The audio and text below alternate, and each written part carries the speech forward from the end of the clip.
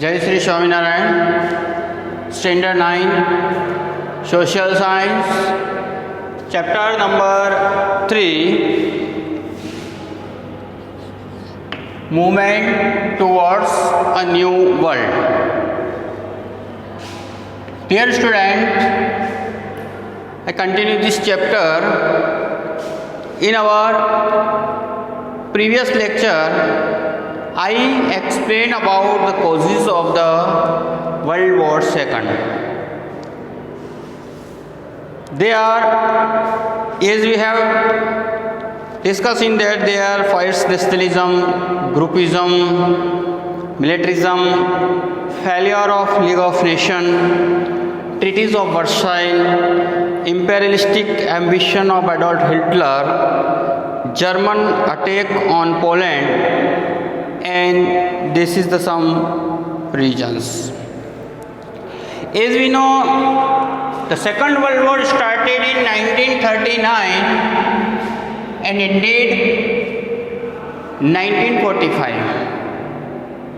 Second world war जो है जिसकी शुरुआत हुई थी उसमें 1939 से स्टार्ट हुई और 45 तक मेनी कंट्रीज पार्टिसिपेटेड। कई कंट्रियों में इसने पार्ट किया, लेकिन world has been divide into 2 groups.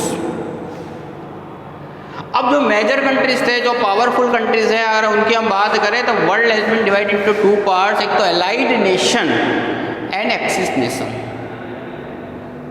मित्र राष्ट्र और ध्रुवी राष्ट्र, 2 नामों से जानते थे।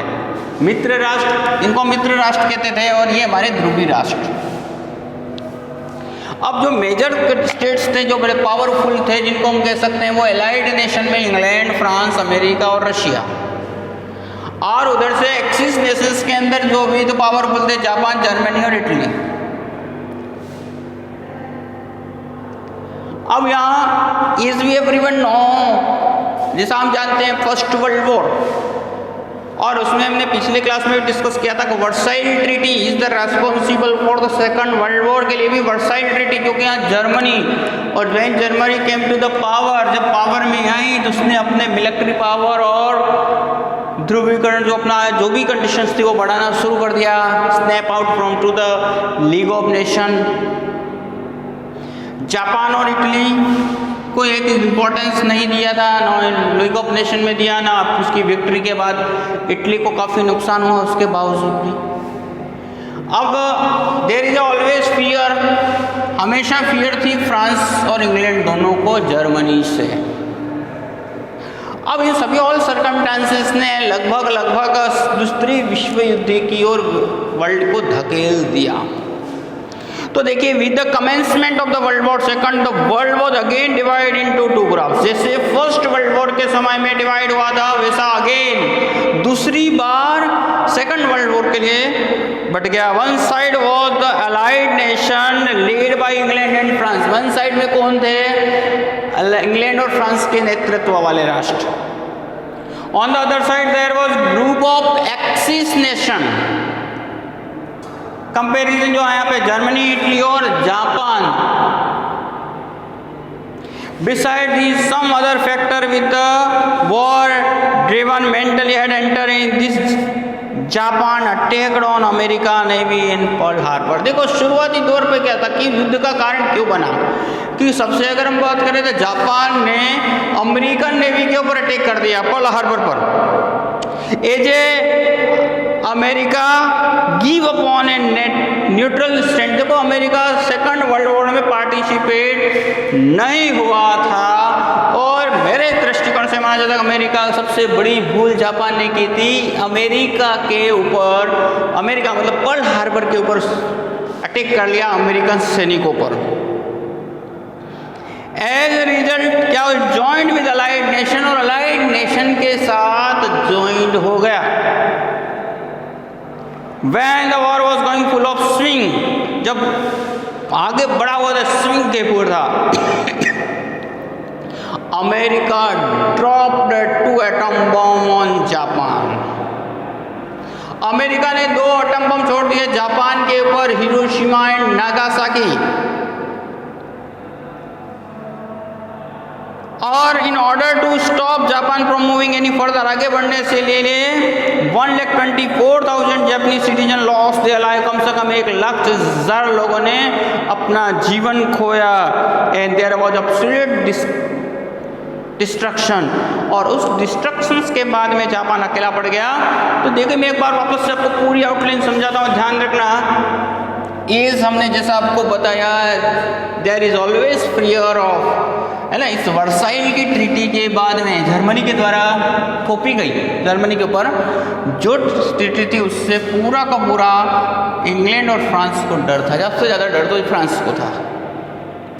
सो इन्होंने अपना इस कंबाइंड ज्वाइन किया, जहाँ पे उधर जर्मनी ने अपना पावर इंक्रीज करना शुरू कर दिया, जापान ने इंक्रीज अपना पावर बढ़ाना, इटली ये बड़े पार्ट में आए, एक पावरफुल बनते गए।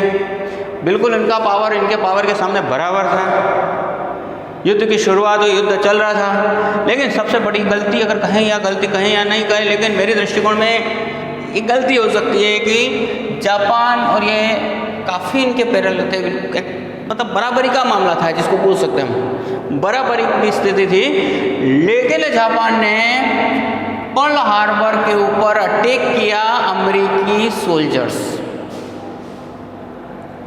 अब जब अमेरिकी सोल्जर्स के ऊपर अटैक किया तो इसका मतलब अभी तक न्यूट्रल था। न्यूट्रल का मतलब अमेरिका ने पार्टिसिपेट नहीं किया था, मतलब उसने वर्ल्ड वॉर में नहीं आया था, लेकिन जापान की वजह से he went support of this country.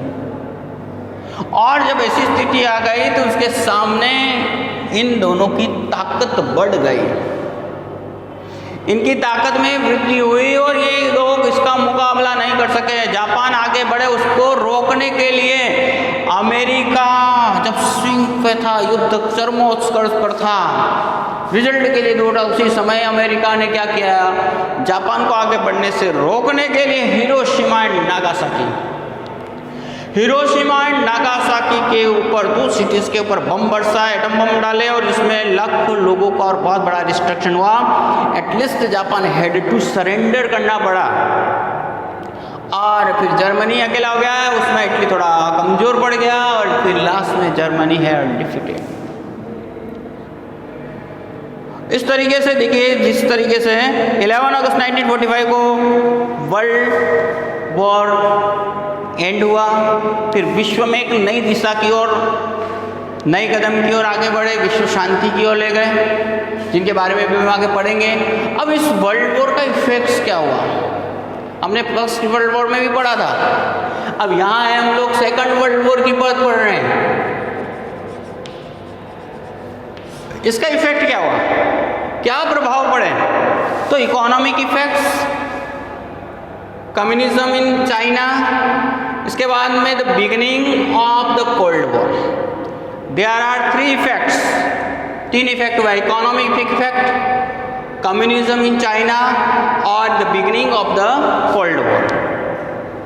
तो they after second world war there is effect. तब उसमें से देखिए, the war had caused the horrendous and destructive to the in the world में बहुत जबरदस्त डिस्ट्रक्शन हुआ। आज केवल हम 2 सिटी की कल्पनाएं करें तो जापान में कितना बड़ा नुकसान हुआ। All the involve nation and incurred huge expenses, जितने भी नेशन इसमें सम्मिलित हुए थे, सबने बहुत ही धन युद्ध के लिए लगाया। America had spent $350 billion. America अकेले ने कितने $350 बिलियन खर्च किए। Other nation had spend more than 1000 billion, और दूसरे कंट्री ने $1000 billion. Property worth same had been destroyed, और उतनी की उतनी इतना तो खर्च किया और प्रॉपर्टी का भी नुकसान हुआ। England lost its property worth 2000 crore. England को कितना 2000 करोड़ रुपए का नुकसान हुआ। And about Germany one can not imagine. Germany के बारे में हम इमेजिन नहीं कर सकते, इतनी संपत्ति का विश्व में नुकसान हुआ, बाकी के अदर कंट्रीज में भी हुआ, डिस्ट्रक्शन हुआ। The nation of the world gave the importance to production of arm and ammunitions. और विश्व के समुदाय ने विश्व युद्ध के बाद में हथियारों को बढ़ाने की स्थिति में पहुंच गए। हथियारों, है ना, production of arms and ammunition, there is a scarcity thing to basic, जो बेसिक वस्तुएं थी उनकी कमी आई, production reduce, inflation increase, people were struggling for livelihood.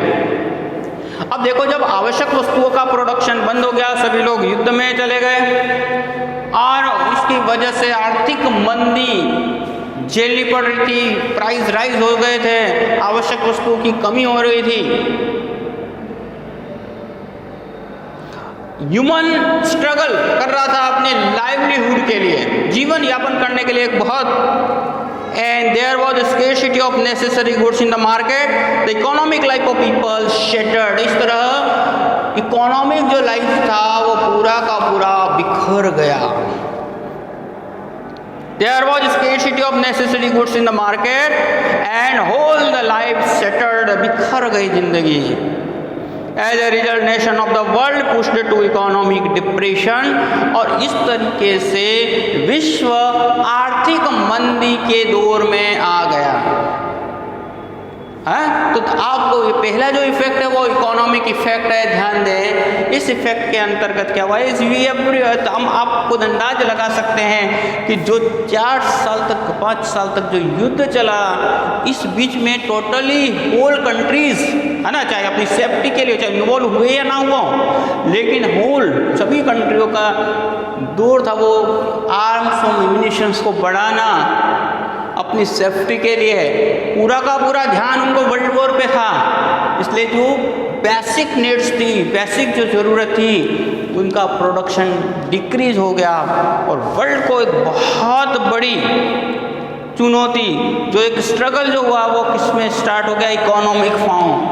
आर्थिक मंदी का दौर चला, आर्थिक स्थिति खराब हो गई और इस तरह से इकोनॉमिक इफेक्ट हुआ। दूसरा जो हम पढ़ रहे हैं, कम्युनिज्म इन चाइना। चाइना में कम्युनिज्म का जन्म। Many nation of the world were impressed by Russia. Many nations of the world were impressed by Russia, they had made fast progress। कई लोग रशिया के बेस पे चल रहे थे, क्योंकि रशिया ने जिस तरह से प्रोग्रेस की थी, वे ऑफ रशिया, रशिया की तरह, with communist measures, communist government की वजह से, with the Bolshevik revolution in 1970, जैसे हमने फर्स्ट वर्ल्ड वॉर के अंदर पढ़ा था कि रशिया बीच में छोड़ के चला गया 1917 के अंदर, और there was a Bolshevik revolution. Bolshevik revolution की वजह से और फिर इसने, चाइना ने भी इसी चीज को अपनाया, चाइना टू इम्प्रेस्ड, और चाइना भी इससे इम्प्रेस हुआ, और जापान, जैसा आपको बताया अभी हमने जापान ऑलरेडी कमजोर हो गया था और इसका बेनिफिट चाइना ने उठाया। After second world war China became weak, और under the circumstances the control over China had recede, और चाइना के ऊपर उसका प्रभाव कम हुआ। टेकिंग एडवांटेज ऑफ दिस, इसका लाभ उठाते हुए माओ ते तुंग एस्टैब्लिश कम्युनिस्ट रूल इन 1949। 1949 के अंदर चाइना में कम्युनिज्म की स्थापना की, मतलब यहाँ कम्युनिस्ट गवर्नमेंट बनाई माओ टू सेतुंग के नेतृत्व में 1940, और एंड ऑफ रिवॉल्यूशन, जो इंडिया चाइना में जो रिवॉल्यूशन तक का चल रहा था वो भी, उसका भी अंत हुआ, और इसका पीछे जापान का कमज़ोर पड़ना। फिर इसके बाद में इसका जो सबसे जो लॉन्ग टर्म इफेक्ट इसको हम बोल सकते हैं, और that was the beginning of the cold war. अब ये कोल्ड वॉर क्या था? डोंट थिंक कोल्ड वॉर का मतलब है ठंडी में सर्दी के ऋतु में इसको युद्ध हुआ या बर्फ से लड़े। This is not the meaning. Cold war का मतलब एक टेंशन प्रोड्यूस हुई। वर्ल्ड नाउ देखिए जिस तरीके से दो भागों में बटा था, अब यहाँ दो महाशक्तियों में बट गया, अमेरिका एंड रशिया।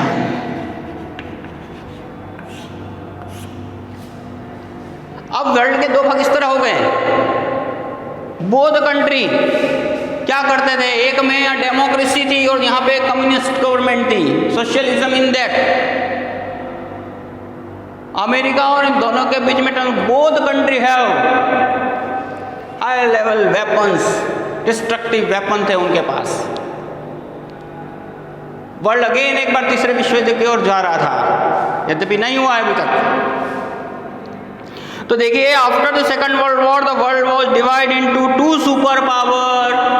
दो सुपर पावर में बट गया, America and Russia. During the war both nation were friend. दोनों युद्ध के समय दोनों एक ही साइड में थे, both are in one side. But after the war the different opinion between went increase. लेकिन युद्ध के बाद में दोनों के बीच में डिफरेंट ओपिनियन शुरू हो गए। Other small nation of the world join this group. अब both country wanted to increase their power. दोनों सुपर पावर बनना चाहते थे, both wanted to be super power. अपने आप को दोनों सुपर पावर बनाना चाहते थे और इस गर्माजुशी की वजह से अमेरिका और रशिया के बीच में तनातनी हो गई और that is called cold war. That is called Cold War. The difference opinion between went increased and the democratic America and communist China became mutually opposite group. दोनों एक दूसरे के अपोजिट ग्रुप थे और दोनों कंट्री ने अपने पावर को बढ़ाने के लिए देखो पावर किस तरह बढ़ाया, मिलिट्री पावर बढ़ाना शुरू कर दिया। कंट्री को अपने साइड में जोड़ना शुरू कर दिया। They tempted the other countries and joined with them. उनके साथ बड़े बड़े ग्रुप बनाने शुरू कर दिए। वेपन्स इंक्रीज होने लग गए इस टेंशन की वजह से। वर्ल्ड को बिल्कुल मतलब कहते हैं इतने इंक्रीजिंग कर लिए, missiles, nuclear bomb also started.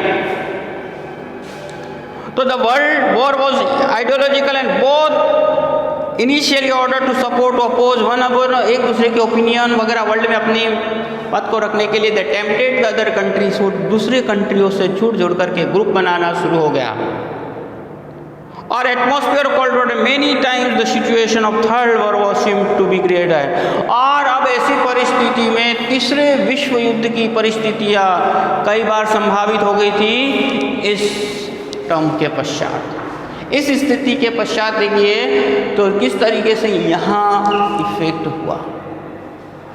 तो ये तीसरा इफेक्ट में था, ये दोनों both wanted to be superior, दोनों अपने आप को सुपीरियर बनाना चाहते थे और इस सुपीरियरिटी की वजह से there was a tension in the world. विश्व में एक बहुत ही बड़ा टेंशन तीसरे विश्व युद्ध की ओर जाना शुरू हो गया। अमेरिका के साथ थे मेजर जो कंट्रीज थे, उनके जो फ्रेंड्स थे इंग्लैंड और फ्रांस जुड़े हुए थे। रशिया के साथ में बाकी जो उसके आसपास के कंट्रीज है ना, वो बिलीव इन द कम्युनिस्ट, उसने अपनी ओर एकत्रित किया।